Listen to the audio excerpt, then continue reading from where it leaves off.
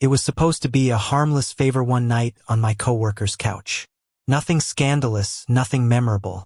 Yet the moment his older brother opened the door, I realized I had just walked into a story that was going to ruin me or save me.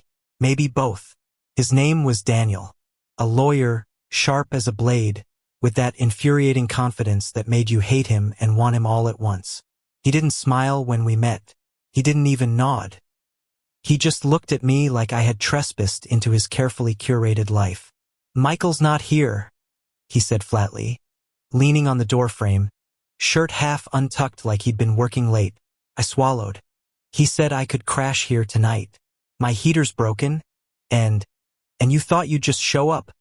His eyes scanned me, not kindly, not cruelly, but as if measuring every inch of who I was.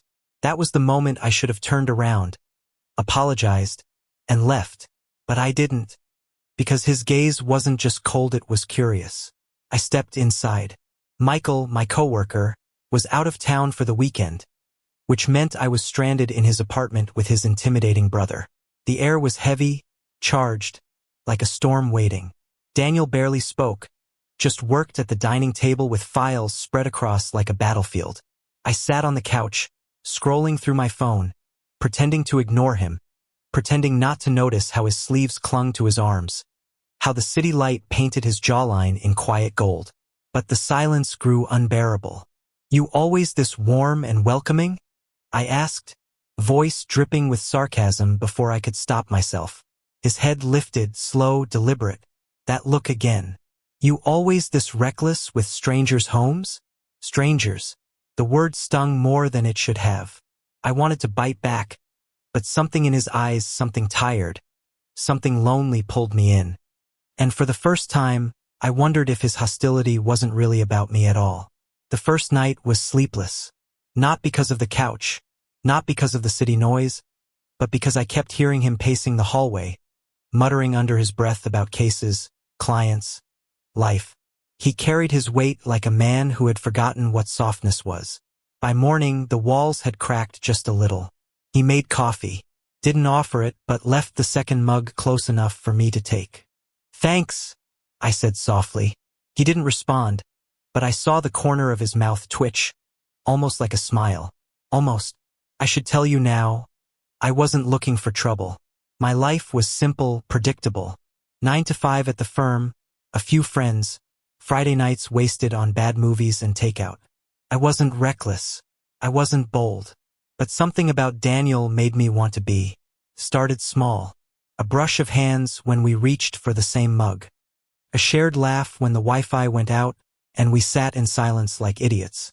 The way he glanced at me when he thought I wasn't looking. And then it wasn't small anymore. That night, rain hammered against the window. Michael was still gone.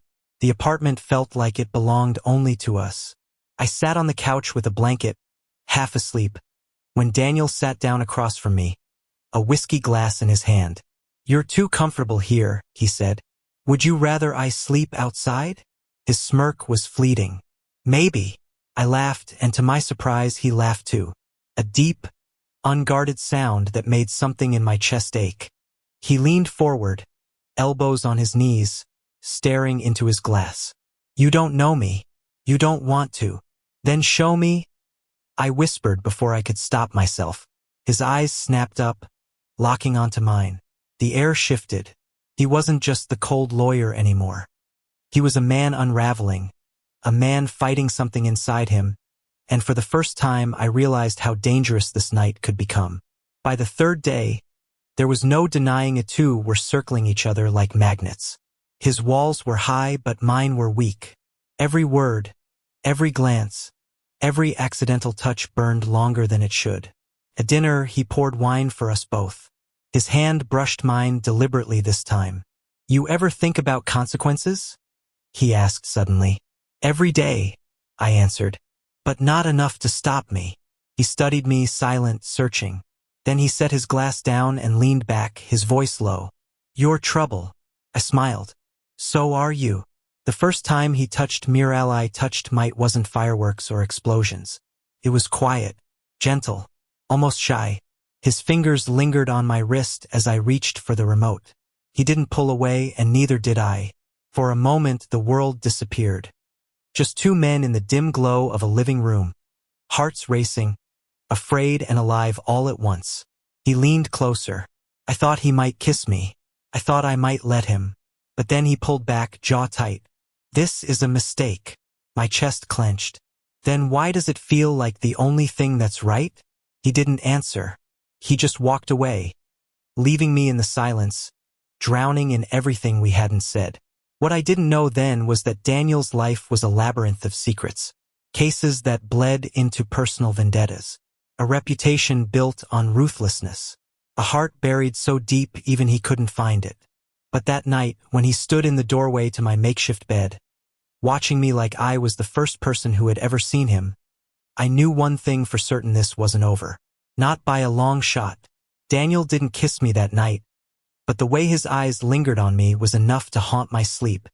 I dreamed of him, his voice, his touch that stopped halfway, the silence he carried like a weapon.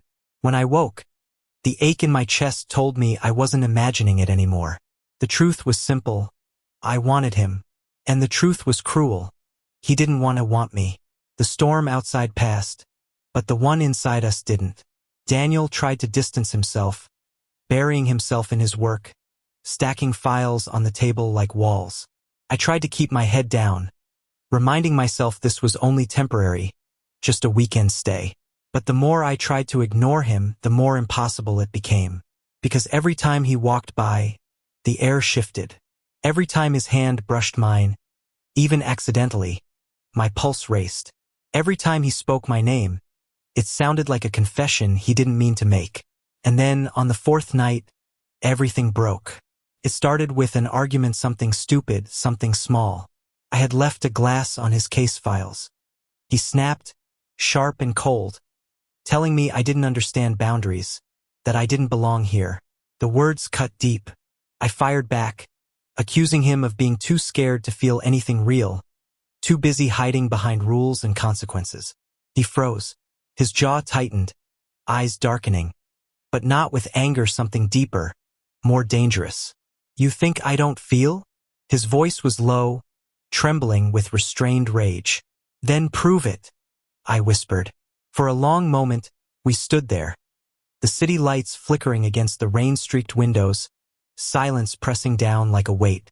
And then he crossed the room, grabbed my face with both hands, and kissed me like a man who had been starving for years. It wasn't gentle this time. It was fire, raw, consuming, desperate.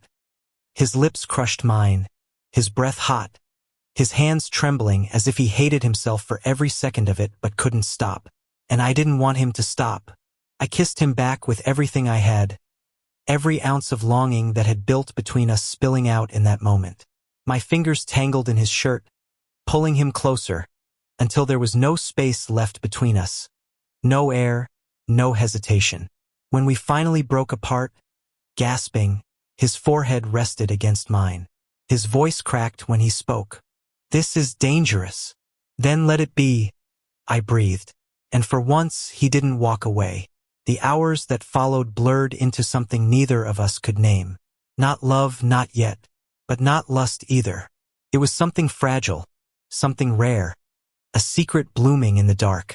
We lay on the couch, his arm heavy around me, his heartbeat steady against my ear. For the first time since I'd met him, he looked at peace. He told me about his work, the weight of defending people he didn't believe in, the loneliness of winning battles that left him empty. He confessed he hadn't let anyone close in years, not since the man he once loved had betrayed him, walking out with his trust and half his soul. And I told him about my own quiet life, about how I'd grown used to being invisible, about how I'd convinced myself I didn't need more than the safe, predictable routines. But lying there, in his arms, I realized I wanted more. With him. Of course, the world doesn't pause just because two people fall into each other. Morning came, and with it, reality. Michael returned from his trip, oblivious, cheerful, cracking jokes about how we had survived each other's company. Daniel and I exchanged glances across the room, the silence between us louder than words. We didn't say anything, not then. But everything had changed. The days after were complicated. Daniel pulled back again, retreating into his armor. I tried to pretend it didn't hurt, but the ache was constant. I told myself it had been just one night, a slip, nothing more. But late one evening, he appeared at my apartment door. His tie was loose, his eyes exhausted, but there was no mistaking the determination in his face. "You make me reckless," he said without preamble. "And you make me feel alive," I answered. He stepped inside, closing the door behind him. "I don't know how to do this. I don't know how to not ruin this." "Then let's figure it out together," I said softly. And when he kissed me again, it wasn't fire this time. It was surrender. What followed wasn't easy. We argued, we stumbled, we doubted. His career, my insecurities, the weight of secrecy, all of it threatened to crush us. There were nights when he pushed me away, and I almost let him. There were mornings when I doubted if I was strong enough to stay. But there were also moments of unexpected tenderness, the way he held my hand under the table when we had dinner with Michael, the way he kissed my temple when he thought I was asleep, the way his voice softened when he called me by name. Little by little, he let me in. And little by little, I realized he wasn't just a man I wanted, was a man I loved. The turning point came one evening when he showed up at my office, disheveled and furious, slamming a file down on my desk. "I almost lost today," he said. "Not because I wasn't prepared, but because all I could think about was you." I blinked, stunned.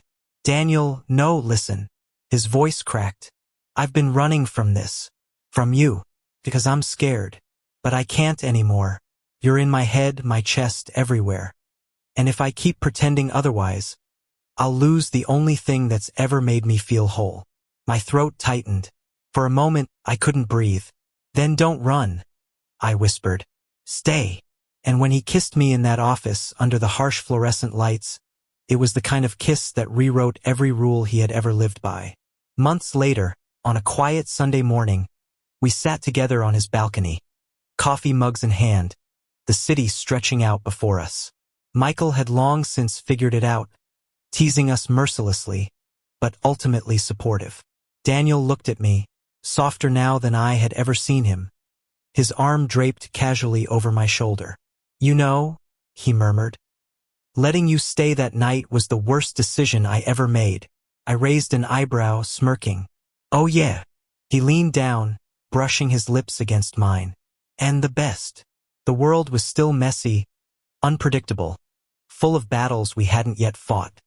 But in that moment, with his warmth against me and his hand steady in mine, I knew we had already won the only one that mattered. Because we had found each other, and we weren't letting go. Thank you for listening. If you find it interesting, please like and subscribe to follow the next stories.